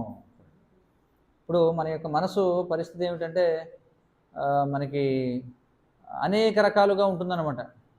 మనసు ఎప్పుడు కూడా ఏమిటంటే భూతకాలంలో కానీ భవిష్యత్ కాలంలోనో కానీ ఉంటుంది, కానీ వర్తమాన కాలంలో ఉండదు ఎక్కువ శాతం మంది. ఇప్పుడు ఉదాహరణకి మీరు అందరూ ఇక్కడ కూర్చున్నారు. ఇక్కడ కూర్చున్న వాళ్ళకి ఎంతమందికి మనసు ఇక్కడ ఉంది అంటే ప్రశ్నార్థకమే. చూడండి, కొంతమందికి ఏదో గడిచిపోయిన విషయాలు గుర్తొస్తుంటాయి. అంటే ఇక్కడికి ఈ కార్యక్రమానికి వచ్చేటప్పుడు బండి మీద ఏదో బ్యానర్ చూస్తుంటారు, ఆ బ్యానర్ గురించి ఆలోచించేవాడు కొంతమంది ఉంటారు. లేదా ఇక్కడ కూర్చొని తర్వాత జరగబోయేది ఏమిటని ఆలోచించేవాడు కొంతమంది ఉంటారు. నిజంగా ఎంతమంది వర్తమానంలో ఉంటారంటే చాలా తక్కువ అనమాట. ఇది భౌతిక ప్రపంచంలో ఉండే విధానం. అర్థమవుతుంది కదా. అంటే ఏదో దాన్ని ఏమంటామంటే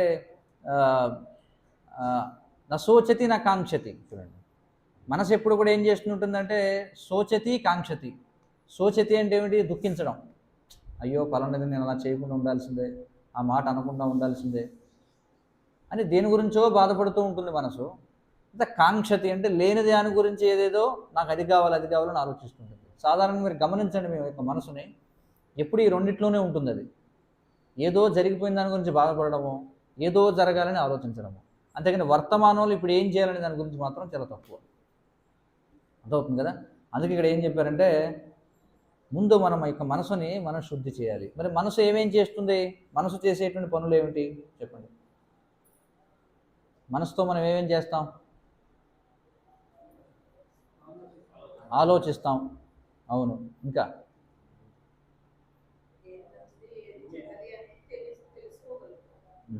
దాన్నే ఆలోచించడం అంటారు. ఏమంటారు? దానినే అనుభూతి అని చెప్పి అంటారు. మనసుతో అనుభూతి చెందుతాం. అదే కదా ఇప్పుడు చెప్తున్నాం. ఇక్కడ కూర్చొని ఉన్నాం మనం, లేకపోతే ఏదైనా ఇప్పుడు చూడండి పక్కింటి నుంచి ఏదో వాసన వస్తుంది, వెంటనే మనసు ఏం చేస్తుంది? అక్కడికి వెళ్ళిపోయి తినేస్తుంటుంది. చూడండి, అవునా కదా. ఇప్పుడు మనకు చూస్తే 5 జ్ఞానేంద్రియాలు ఉన్నాయి కదా. 5 జ్ఞానేంద్రియాలు ఏమిటి? కళ్ళు, ముక్కు, నోరు, చెవి, చర్మం కదా. ఇందులో కళ్ళు కేవలం చూడగలవు, చెవులు కేవలం వినగలవు, నాలుక కేవలం రుచి చూడగలదు, మాట్లాడగలదు. అలాగే ముక్కు కేవలం వాసన చూడగలదు, చర్మం కేవలం స్పృశించగలదు. కానీ మనసు ఈ 5 పనులు చేయగలదు. అర్థమైంది కదా. మనసుతో తినేయచ్చు, మనసుతో వినేయచ్చు, మనసుతో వాసన చూడొచ్చు, మనసుతో అన్ని పనులు చేసేయచ్చు. అందుకే మనసు చేసి మరొక పని ఏమిటంటే అనుభూతి చెందడం. 2 చెప్పారు, ఒకటి ఆలోచించడం, ఇంకోటి అనుభూతి చెందడం, ఇంకోటి ఏమిటి? 3 ఉన్నాయి. ఇంకొక పని కూడా చేస్తుంది మనసు.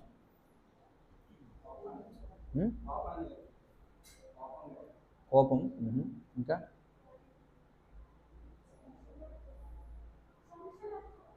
చంచలత్వం అనేది లక్షణం. ఊహించుకోవడం, అదే ఆలోచించడం అంటే. మనసుతోటి మనం సంకల్పించగలం, అంటే పలానా పని చేయాలి, పలానా పని చేయకూడదని నిర్ణయం చేయగలం. అవునా కదా. మనసులో నిర్ణయించుకుంటాం మనం, ఇవాళ ఇక్కడికి వెళ్దాం, ఇక్కడికి వెళ్ళకూడదని. కాబట్టి మనసు ఈ 3 పనులు చేస్తుంటుంది కదా. అందుకే ఇక్కడ మనం ఏం చేయాలంటే మనసుని భౌతిక విషయాల గురించి ఆలోచన, అనుభూతి, సంకల్పం చేయకుండా భగవత్ సంబంధమైనటువంటి పనుల గురించి ఆలోచిస్తూ, అనుభూతి చెందుతూ, సంకల్పిస్తూ, ఇది సాధన అన్నమాట. చూడండి, దీనినే సాధన అంటారు. ఆధ్యాత్మిక జీవితం అంటే మనం ఇది సాధన చేయాలి. ఎందుకంటే మనం అందరం కూడా ఏమిటంటే ఇప్పుడు మరి లౌకిక ప్రపంచంలో ఉన్నాం కదా, అనేక రకాలుగా లౌకికంగా ఆలోచిస్తూ ఉంటాం కదా. వ్యాపారాల గురించో, ఉద్యోగం గురించో, లేకపోతే కుటుంబం గురించో, లేకపోతే అనేక రకాల ఆలోచనలు, భౌతికమైనటువంటి ఆలోచనలు. దానికి అలవాటు పడిపోయి ఉంది మన మనసు ఇప్పుడు, అవునా? ఇప్పుడు దాన్ని ఏం చేయాలంటే ఆధ్యాత్మిక జీవితం అంటే ఈ భౌతిక విషయాల మీద నుండి భగవంతుడి వైపుకి మళ్ళించాలి. ఇవే 3 పనులు: ఆలోచించడం, అనుభూతి చెందడం, సంకల్పించడం. ఈ మూడింటిని ఏం చేయాలంటే భగవంతుడి వైపుకి మరల్చాలి. అంత సులభం కాదు. అందుకే దానిని సాధన అని చెప్పి అన్నారు. మన జీవితం అంతా మనం చేసే పని అదేనమాట. మనసు భౌతికంగా ఉంటుంది, దాన్ని ఆధ్యాత్మికంగా మార్చాలి. దానికోసం సాధన చేయాలి. అందుకే మనకి ఆచార్యులు అనేక విధాలైనటువంటి ప్రక్రియలు మనకి ఇచ్చారు, ఎలా సాధన చేయాలి. అందులో అత్యంత సులభమైనటువంటిది, కలియుగంలో అందరూ చేయగలిగింది ఏమిటంటే హరే కృష్ణ కృష్ణ కృష్ణ హరే హరే, హరే రామ రామ రామ హరే హరే. ఇది ముఖ్యమైన సాధన. అంటే ఈ యొక్క మంత్రం మనం జపిస్తూ దీనిపై మనం ఆ శబ్దాన్ని వింటూ ఉండాలన్నమాట. ఇది ఒక విధమైనటువంటి సాధన. కానీ ఈ సాధన రోజంతా చేయగలిగిన వాళ్ళు ఎవరు ఉంటారు చెప్పండి? 24 గంటలు చేయగలిగిన వాళ్ళు ఎవరు ఉన్నారా? ఉంటారు, ఎవరో సిద్ధ పురుషులు ఉన్నారు, మహాత్ములైనటువంటి వాళ్ళు. అక్కడ ఆ గురు పరంపరలో ఉన్నటువంటి వాళ్ళు ఎవరైతే ఉన్నారో కింద, వాళ్ళందరూ కూడా ఆ స్థితిలో ఉన్నటువంటి వాళ్ళు. ఇప్పుడు మనం మొదలు పెడుతున్నాం చూడండి, ఒక మాల జపం చేసామంటే మంత్రం వెళుతూ ఉంటుంది, కానీ మనసు నిమగ్నం అయ్యేది ఎన్ని నామాల పైన, అది కూడా చాలా కష్టం. కానీ అసలు ఏదో ఒకటి ఉంటే మొదలు పెడితే, ఇప్పుడు ఈ శబ్దం ఏంటంటే చూడండి, అదే శబ్దం వింటూ వింటూ వింటూ వింటూ ఉంటే ఎప్పటికైనా సరే దాని మీద లగ్నం అవుతుంది అనమాట మనసు. అందుకనే మనకి 16 మాలలు కనీసం చేయాలని చెప్పారు హరే కృష్ణ మంత్రాన్ని. మరి దీనితో పాటుగా మరి ఏం చేయాలి? వేరే వేరే కార్యక్రమాలు, ఇంకా మనసుని మనం భగవంతుడిపై లగ్నం చేయడానికి మరికొన్ని కార్యక్రమాలు మనం చేయాలి. అందులో మరొకటి ఏమిటంటే గ్రంథం చదవడం. ఏవైతే మన దగ్గర భగవద్గీత, లేకపోతే రామాయణం, భాగవతం, ఈ గ్రంథాలు ఏవైతే ఉన్నాయో వాటిని చదవడం వల్ల ఏమవుతుంది? మనసు దాని మీదకి లగ్నం అవుతుంది. ఇంకా 3వ కార్యం ఏమిటంటే వినడం. చూడండి, శ్రవణం చేయడం. ఇప్పుడు నేను మాట్లాడుతున్నాను, మీరు అందరూ వింటున్నారు. అలాగే మనకి అనేక రకాల ఉపకరణాలు వచ్చేసాయి ఈ రోజుల్లో, రికార్డ్ అయినటువంటివి ప్రవచనాలు వినొచ్చు, ఇవన్నీ కూడా చేయొచ్చు. దానితో పాటుగా సరే అంతవరకు చేసాం. తర్వాత మంచి కార్యక్రమం ఏమిటంటే మనసుకి, సరే ఇప్పుడు నేను తెలుసుకున్నటువంటి విషయాన్ని నలుగురికి ఎలా చెప్పాలి? ప్రచారం. ఎప్పుడైతే ప్రచారం చేయడం అనే విషయానికి వస్తుందో అప్పుడు మనకి అనేకమైనటువంటి కార్యక్రమాలు ఉన్నాయి ప్రచారం చేయడానికి. అంటే ఈ యొక్క భగవంతుని గురించి అందరికీ తెలియజేయడం కోసం ఇలా కార్యక్రమాలు ఏర్పాటు చేయడం, లేకపోతే వంట చేయడం, లేకపోతే పూలమాలలు కట్టడం, మందిరాన్ని శుభ్రం చేయడం, పుస్తకాలు వితరణ చేయడం, బయటకు వెళ్ళి అందరినీ కార్యక్రమానికి ఆహ్వానించడం, వచ్చిన వాళ్ళకి ప్రచారం చేయడం. చూడండి, ఇవన్నీ అనేకమైనటువంటి కార్యకలాపాలు. ఇవన్నీ కూడా చేసేది ఎందుకోసం అంటే మన యొక్క మనసుని క్రమక్రమంగా ఏం చేయాలి? భౌతికమైనటువంటి విషయాలపై నుండి భగవంతుని వైపుగా, ఆధ్యాత్మిక విషయాల వైపుగా కేంద్రీకరించాలి. అదే మన జీవిత లక్ష్యం. ఇప్పుడు మనం మొదలు పెట్టాం, కానీ ఇంకా ఎంతో దూరం ఉందన్నమాట. అందుకే క్రమక్రమంగా ఏం చేయాలంటే మన యొక్క జీవన విధానాన్ని కూడా మన యొక్క ఆధ్యాత్మిక జీవితానికి అనుకూలించే విధంగా మనం మలుచుకోవాలన్నమాట. అర్థమవుతుంది కదా? ఎందుకంటే చాలామంది ఎందుకని మనసుని భగవంతుడిపై నిమగ్నం చేయలేరంటే, వాళ్ళు చేసేటువంటి వృత్తులు, వ్యాపారాలు అవి ఎలాంటివి అంటే పూర్తి భౌతికంగా ఉంటాయంటే భగవంతుడిని గుర్తు చేసేవి కావన్నమాట. అందుకే మనకి పూర్వం శాస్త్రాల్లో ఏం చేశారంటే, పూర్వం వైదిక సమాజంలో ఒకవేళ మనం జీవనోపాధి కోసం చేయాల్సినటువంటి వృత్తి ఏదైతే ఉందో అది కూడా ఒకవేళ మనకి భగవంతుడిని గుర్తు చేసేదే అనుకోండి, అప్పుడు సులభతరం అవుతుందా లేదా భగవంతుడిపై దృష్టి పెట్టడం కదా.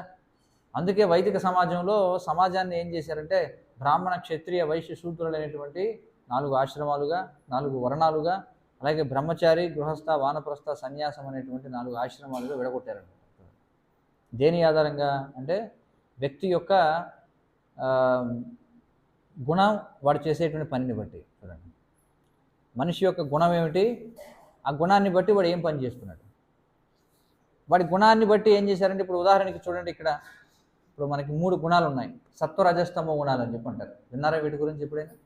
సత్వరజస్తమో గుణాలు అనేటువంటి వాటి గురించి. సత్వగుణంలో ఉన్నవాడు చక్కగా శాస్త్రం అధ్యయనం చేయగలడు, శాస్త్రాన్ని ప్రచారం చేయగలడు, లేకపోతే ఎక్కువ బుర్ర పెట్టి ఆలోచించగలడు. కాబట్టి వాళ్ళు ఆ సత్వగుణాన్ని ఏం చేయొచ్చు అంటే భగవత్ సేవలో వినియోగించవచ్చు. అలాగే కొంతమంది రజోగుణంలో ఉంటారు, అంటే బాగా ఏదో చేయాలని వాళ్ళు బయటకు పరిగెత్తి అన్నీ కూడా ప్రచార కార్యక్రమాలు చేయడం, అన్నీ మొత్తం అన్ని రకాల ఏర్పాట్లు చేయొచ్చు. అలాగే తమో గుణంలో ఉన్న వాళ్ళు ఉంటారు, వాళ్ళు శారీరకమైనటువంటి కర్మలు చేయడం ఇవన్నీ కూడా చేయొచ్చు. అంటే ఏ వ్యక్తి అయినా సరే వాడు ఏ గుణంలో ఉన్నా ప్రతి వ్యక్తి కూడా భగవంతుని యొక్క సేవలో నిమగ్నం కావచ్చు అన్నమాట.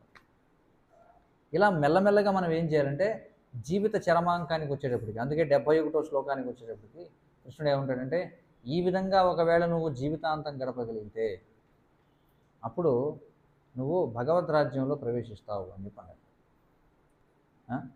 మరి కీలకమైనటువంటి విషయం ఏమిటంటే, ఆధ్యాత్మిక జీవితానికి కీలకమైనటువంటి విషయం మానసిక నియంత్రణ. మనసును నియంత్రణ చేయడం.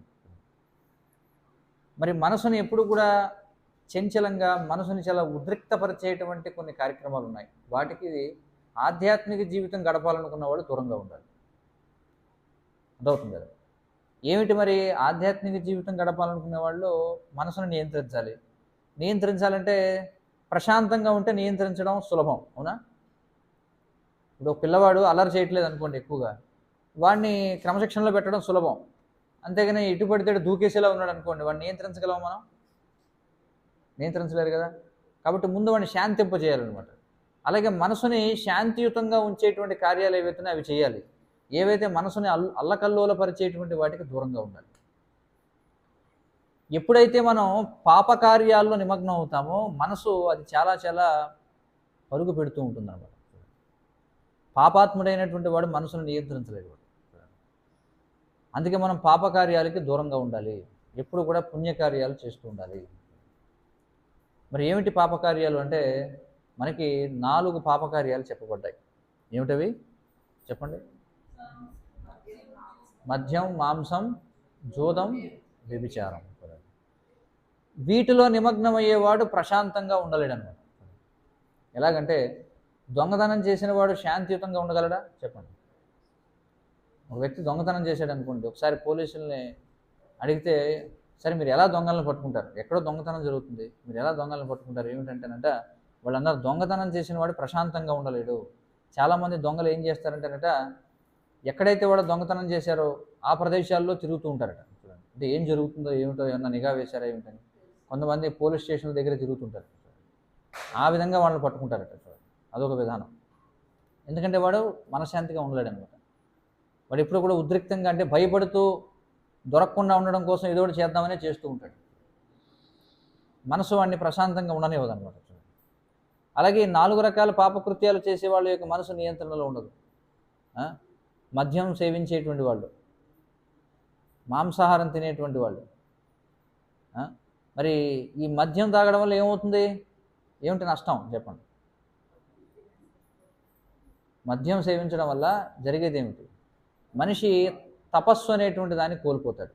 అంటే మద్యం సేవించడం వల్ల మనిషికి ఇంద్రియ నిగ్రహణ ఉండదు. తాగిన వాడు ఏదైనా మాట్లాడతాడు, అవునా కదా? కాబట్టి మద్యం తాగడం వల్ల ఏమవుతుందంటే మనిషిలో తపస్సు అనేటువంటిది పోతుందన్నమాట. మాంసాహారం తినడం వల్ల ఏమవుతుంది? మాంసాహారం తినడం వల్ల మనిషిలో ఈ దయ అనేటువంటి లక్షణం పోతుందన్నమాట. దయ అనేటువంటి లక్షణం ఉండదు ఇంకా వాళ్ళు. అలాగే జూదం ఆడేవాళ్ళు ఏమవుతుంది? జూదం ఆడడం వల్ల ఏమవుతుంది? మనిషి సత్యం పలకడం అనేటువంటి గుణాన్ని కోల్పోతాడు. మరి వ్యభిచరించడం వల్ల ఏమవుతుంది? మనిషి శుచి అనేటువంటి దాన్ని కోల్పోతాడు. మనం 4 చెప్పుకున్నాం. ఈ 4 రకాల పాపకృత్యాలు చేస్తే 4 మంచి లక్షణాలను మనం కోల్పోతాం. ఏమిటా 4 మంచి లక్షణాలు చెప్పండి? ఏమిటా 4 మంచి లక్షణాలు? ఇప్పుడే కదా చెప్పాను. దయ, ఇంకా సత్యం పోతుంది, శౌచం పోతుంది, తపస్సు పోతుంది. చూడండి, దయా, సత్యం, శౌచం, తపస్సు. చూడండి, ఈ 4 కూడా పోతాయన్నమాట మనుషులు. ఈ 4 ధర్మం అనే దానికి 4 పాదాలు. ధర్మం అనేది నిలబడాలంటే ఈ 4 మనం ఆచరించాలన్నమాట. చాలామంది చెప్తుంటారు ధర్మో రక్షతి రక్షిత, మనం ధర్మాన్ని రక్షించాలి, ధర్మాన్ని రక్షించాలి. గోడల మీద రాస్తుంటారు, ఇలాగ జెండాలు కట్టుకుంటారు. వాళ్ళు ఏమనుకుంటారంటే ధర్మాన్ని రక్షించడం అంటే ఏవో ఎర్ర జెండాలు కట్టుకుని సైలెన్సర్లు పీకేసి బళ్ళ మీద గుంపుగా వెళుతూ ఉంటే ధర్మాన్ని రక్షించబడుతుంది అనుకుంటారు చాలామంది కదా. లేకపోతే అక్కడక్కడ బ్యానర్లు, స్టిక్కర్లు గోడల మీద వాటి మీద ధర్మాన్ని రక్షించండి, ధర్మాన్ని రక్షించండి. ధర్మాన్ని రక్షించాలంటే అసలు ముందు ధర్మం అంటే ఏమిటో తెలియాలి. తెలియాలా లేదా? ధర్మం అంటే ఏమిటో తెలియకపోతే ఎలా రక్షిస్తారు? ఇందాక నేను చెప్పినట్టుగా పనసకాయ అంటే ఏమిటో తెలియకుండా ఎలా కొంటారు వెళ్ళి చెప్పండి. కాబట్టి ధర్మం అంటే ఏమిటో తెలియాలి. ధర్మం అంటే ఏమిటంటే ముందు ఈ 4 నియమాలు మనం ఆచరించాలి. ఏమిటవి? మద్యం, మాంసం, జూదం, వ్యభిచారం, ఈ 4ంటికి కూడా మనం దూరంగా ఉండాలి. ఈ 4 చేస్తున్నాం అనుకోండి, అప్పుడు మనం పాపం చేసిన వాళ్ళం అవుతాం. పాపం చేసిన వాడి యొక్క చైతన్యం అనేది కలుషితం అయిపోతుంది. చైతన్యం అనేది మలినంగా ఉంటే అప్పుడు మన మనసు ప్రశాంతంగా ఉండదు. పైగా ఇది కలియుగం కూడాను. చూడండి, కలియుగంలో మానసిక ఆందోళన అనేది చాలా సహజమైనటువంటిది అనమాట. శాస్త్రాలు చెప్తున్నాయి, ఏం చెప్తున్నాయంటే ప్రాయేణ అల్పాయుష సభ్య కళావస్మిన్ యుగే జనా మంద సుమందమతయోర్ మందభాగ్యోర్ ఉపద్రుత అని చెప్పన్నారు. కలియుగంలో పుట్టేటువంటి వాళ్ళందరి యొక్క లక్షణాలు ఏమిటో ముందే చెప్పేశారు 5000 సంవత్సరాల క్రితమే. ఏం చెప్పారు అంటే అల్పాయుష, అందరూ కూడా అల్పాయుష్కులు, అంటే చాలా తక్కువ సమయం జీవిస్తాం. మందహ అంటే ఏమిటి? బద్ధకస్తులు. ఎవరికి కూడా ఆధ్యాత్మికంగా కానీ భౌతికంగా కానీ ఎలాంటి ఉత్సాహం ఉండదన్నమాట. చూడండి, అంత బద్ధకం ఎక్కడ చూసినా సరే. సుమందమతయోర్ అని చెప్పన్నారు. సుమందమతయోర్ అంటే ఏమిటి? వాళ్ళకి పెద్దగా ఏమీ తత్వం చెప్పినా అర్థం కాదనమాట, ఏం చెప్పినా సరే.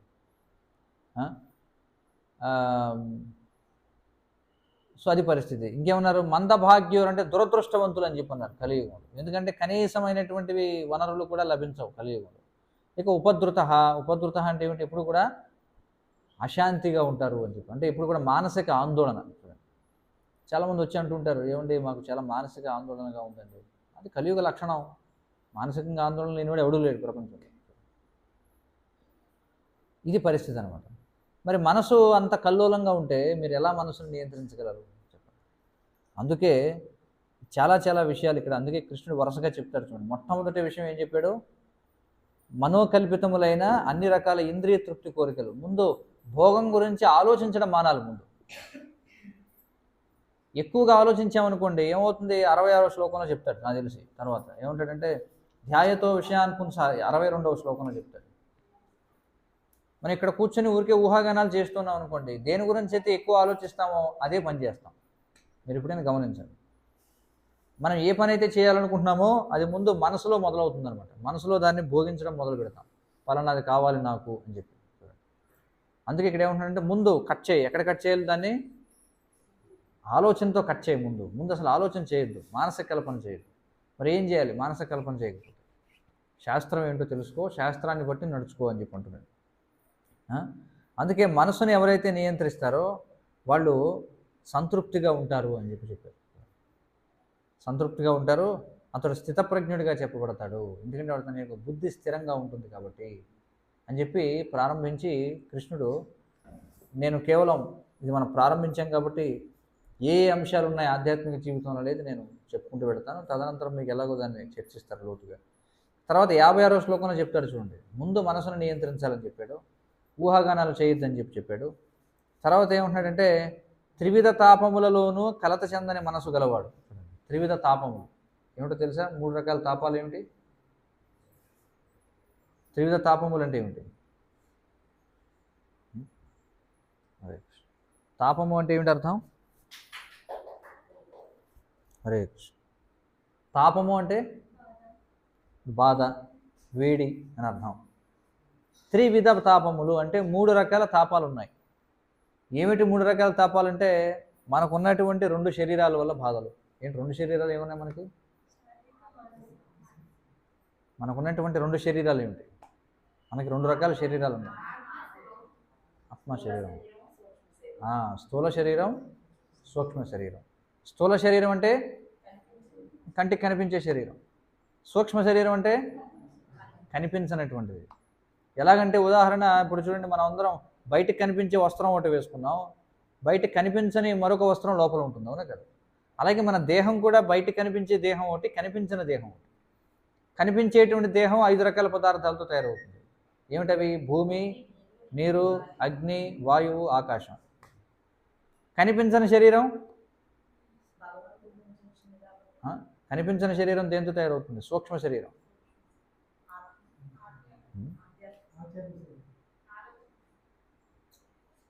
స్థూల శరీరం అనేది పంచభూతాలతో తయారైంది. మరి సూక్ష్మ శరీరం దేంతో తయారైంది?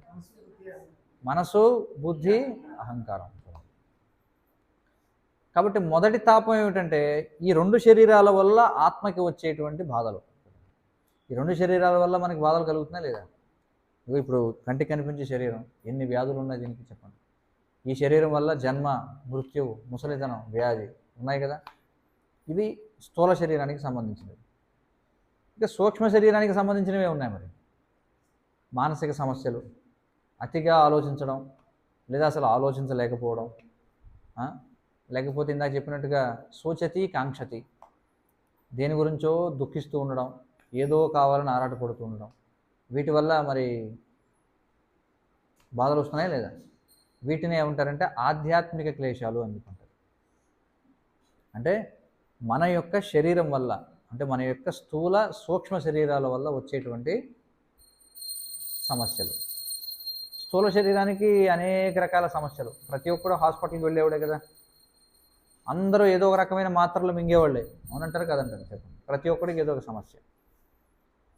ఇక అది దాటితే కొంతమందికి మానసిక సమస్యలు, దానికోసం మళ్ళీ మానసిక వైద్యుల దగ్గరికి వెళ్ళాలి. కొంతమందికి మాత్ర వేసుకుంటే నిద్ర పట్టదు, వేసుకోకపోతే స్లీపింగ్ పిల్స్ వేసుకోవాలి కదా, సైకోట్రోపిక్ డ్రగ్స్. ఈ రోజుల్లో అది కూడా ఎక్కువైపోయింది, చాలామంది అవి కూడా వాడుతున్నారు. కొంతమందికి బుద్ధి పనిచేయదు, అంటే పిచ్చివాళ్ళు అని చెప్పి అంటాం కదా, అది ఒక రకమైన వ్యాధి. కొంతమందికి అహంకారానికి సంబంధించిన సమస్యలు. అహంకారానికి సంబంధించిన సమస్యలు అంటే ఏమిటి? మనం చూస్తుంటాం సమాజంలో, నేను ఈ కులం వాడిని, నేను ఈ కులం వాడిని అని చెప్పి ఆ కులానికి సంబంధించిన ఎవరో ఒక వ్యక్తి ఫోటో వేసుకుంటారు. వాడు వాళ్ళ కులదైవం అన్నమాట.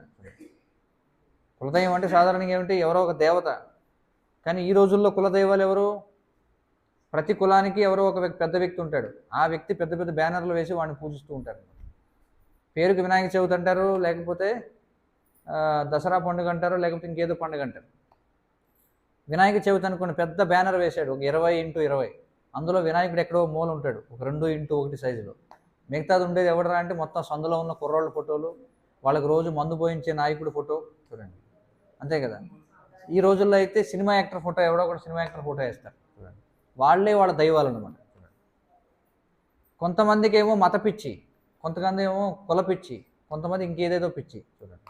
దాన్ని ఏమంటారంటే అహంకారానికి సంబంధించినటువంటి సమస్యలు. అర్థమవుతుంది కదా. సో ఇలా ఇవి ఆధ్యాత్మిక క్లేశాలు అంటారు. ఇక ఆదిభౌతిక క్లేశాలు. ఆదిభౌతిక క్లేశాలు అంటే ఏమిటి? ఇప్పుడు మన శరీరం, మన స్థూల సూక్ష్మ శరీరాల వల్ల మనకి ఇబ్బందులు వస్తున్నాయి.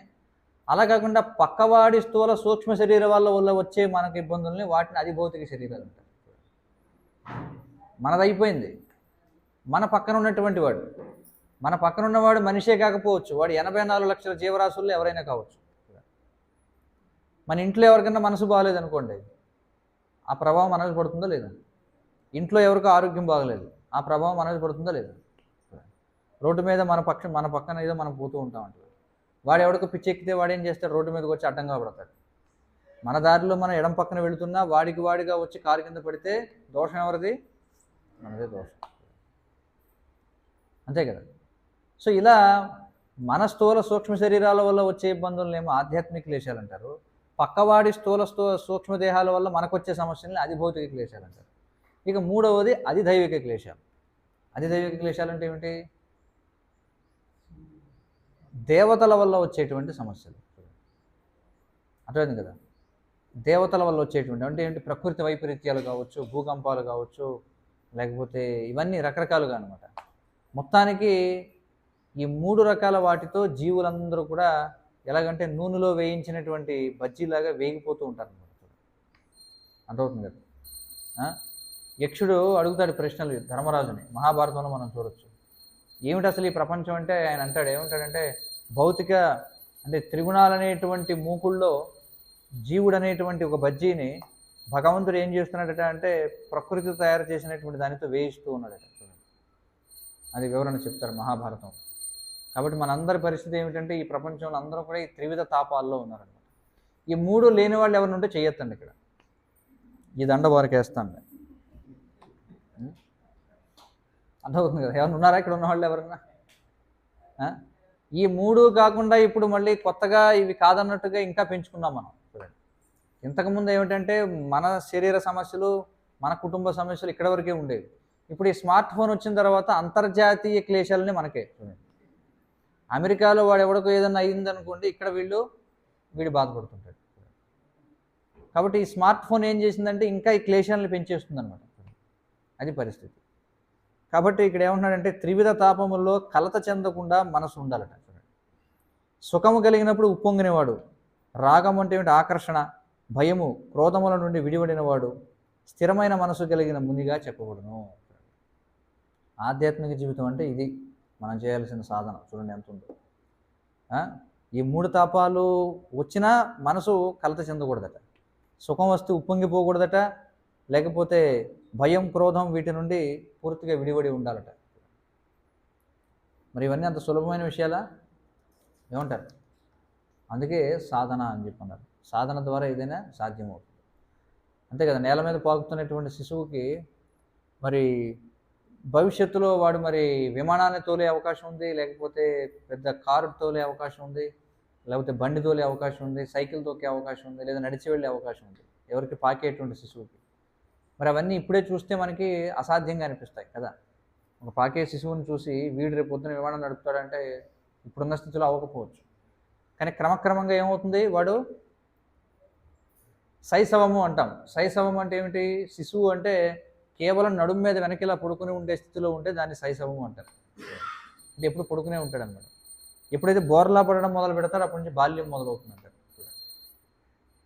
ఇలా పౌగండము, కవ్వారము, యవ్వనము ఇవన్నీ కూడా ఉన్నాయి. సో అలాగా మనకి ఇది అసాధ్యం అనిపించవచ్చు. కానీ ఏదైనా సరే ఎంత దూరమైన అమెరికా వెళ్ళాలన్నా ముందు అడుగులతోనే మొదలవుతుంది కదా. అమెరికా వెళ్ళాలంటే ముందు ఇక్కడి నుంచి కిందకి దిగి ఏ బస్సు పట్టుకుని విజయవాడ వెళ్ళాలి, అక్కడి నుంచి మళ్ళీ ఫ్లైట్ ఎక్కాలి. అంతే కదా, అసాధ్యమైనది ఏది కూడా లేదన్నమాట. కానీ మన సాధన ప్రారంభించాలి. ఇంకా ఏం చెప్తున్నాడు చూడండి తర్వాత. ఈ భౌతిక జగత్తులో తనకు ప్రాప్తించిన మంచి చెడులను ప్రశంసించుట కానీ ద్వేషించుట కానీ చేయక వాటిచే ప్రభావితుడు కాని వాడు పరిపూర్ణ జ్ఞానంలో స్థిరుడై ఉంటాడు. చూడండి, ఆధ్యాత్మిక జీవితం గడపాలనుకుంటే ఇవన్నీ అలవరుచుకోవాలి మనం. ఏమిటట? మంచి చెడులను ప్రశంసించడం కానీ. సాధారణంగా అందరూ మంచి వస్తే ఏమంటారు? బాగా ప్రశంసించుకుంటూ ఉంటారు. చెడు వస్తే దాన్ని ద్వేషిస్తూ ఉంటాం. కానీ ఆ విధంగా చేయకూడదు. తర్వాత 58 చూడండి. ఎలా ఉండాలట ఆధ్యాత్మిక జీవితం గడపాల్సిన వాడంటే తాబేలు తన అవయవములను చెప్పలోనికి ముడుచుకున్నట్లుగా ఇంద్రియార్థముల నుండి తన ఇంద్రియములను వెనుకకు మరలించే వ్యక్తి పరిపూర్ణ చైతన్యమున సుస్థిరముగా నెలకొనిన వాడవును. అంటే తాబేలులాగా ఏం చేయగలగలట అంటే ఇంద్రియాలు ఎప్పుడైతే అవసరమో అప్పుడే వాడాలట, లేకపోతే వాటిని వెనక్కి తీసుకోగలిగి ఉండాలట. అంటే ఇంద్రియ నియంత్రణ కలిగి ఉండాలి ఆధ్యాత్మిక జీవితం గడిపేవాడు. అంటే కనిపించిన ప్రతిదాన్ని చూడడం, వినిపించిన ప్రతిదాన్ని వినడం, దొరికిన ప్రతిదాన్ని తినడం, ఇలాంటివి ముందు ఆపాలన్నమాట.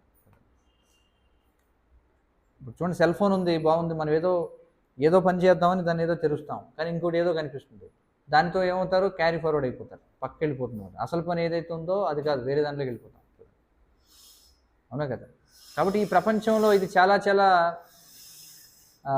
ప్రవచనం చెప్పేటప్పుడు ఎవరు కూడా ప్రణామాలు చేయాల్సిన అవసరం లేదు, అది శాస్త్రం అన్నమాట. ప్రవచనం చేసేటప్పుడు ఒకవేళ దర్శనం ఓపెన్ అయితే అలా అనుకోవడం అంతే, ప్రణామాలు చేయాల్సిన అవసరం లేదు.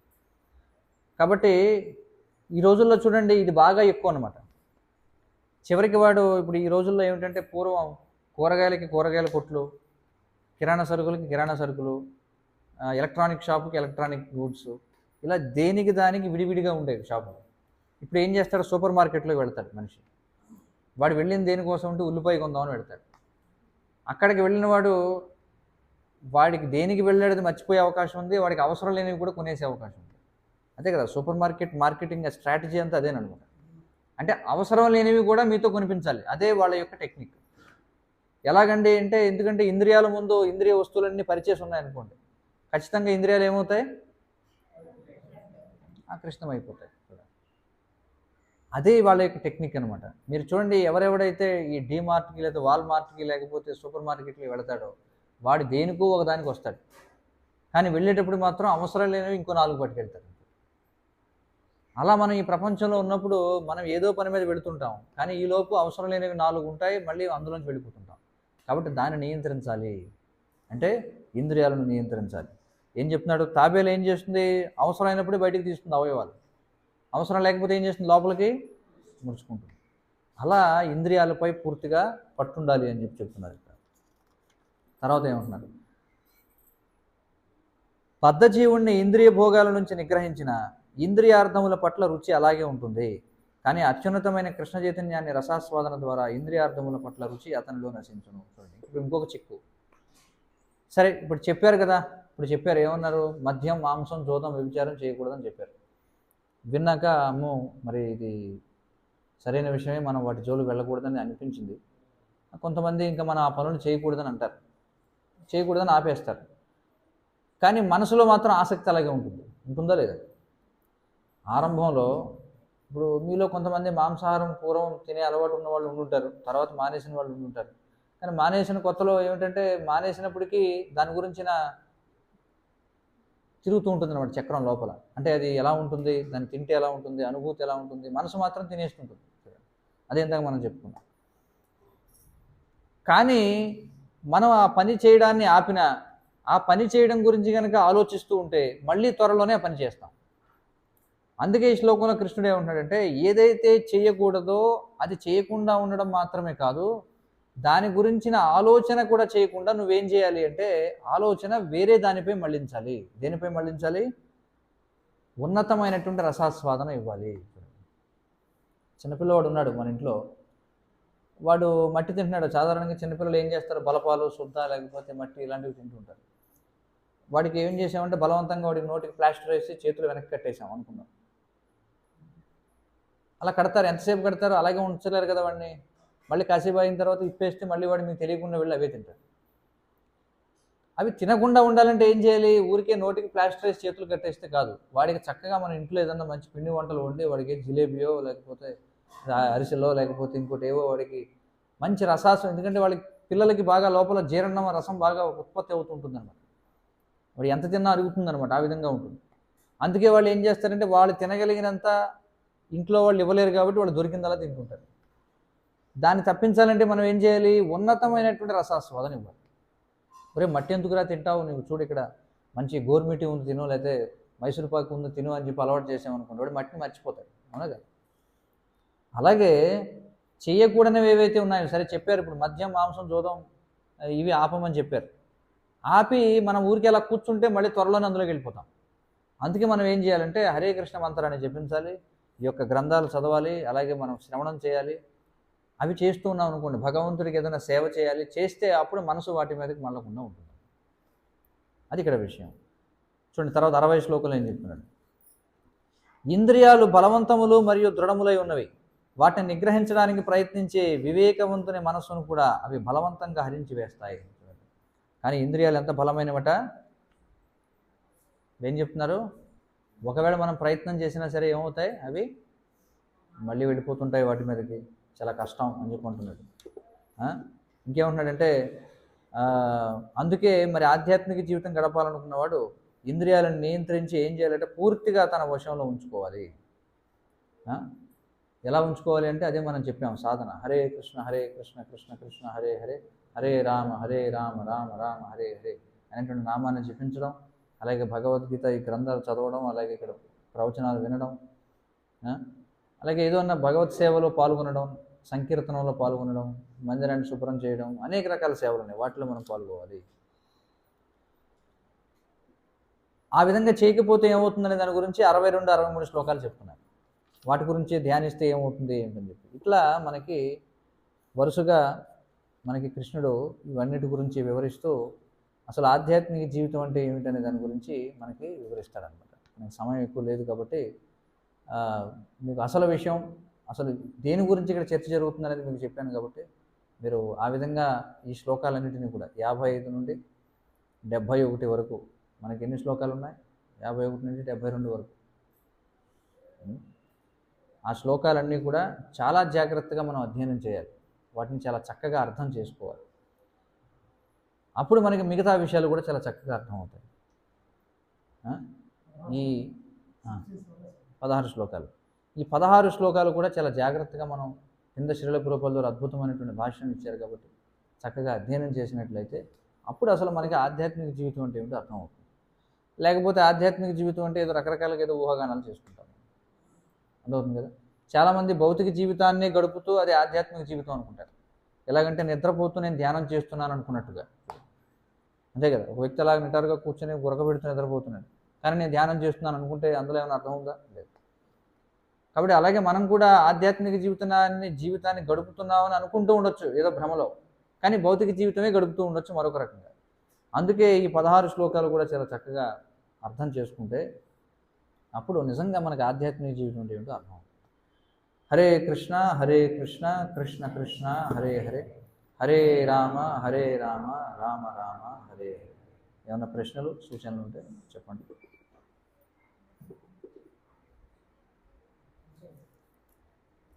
ప్రశ్నలు ఉన్నాయి ఎవరికైనా ఇదివరకు చర్చించిన దాంట్లో? సరే, మీరు చదువుతూ ఉంటే అనేక ప్రశ్నలు వస్తాయి. మీరు చదువుతూ ఉన్నప్పుడు మీరు ప్రశ్నలు ఏమైనా వస్తే ఇక్కడ ఉన్న భక్తులను అడిగితే వాళ్ళు మీకు సమాధానం చెప్తారు. హరే కృష్ణ. ఓకే, తరువాత కార్యక్రమం.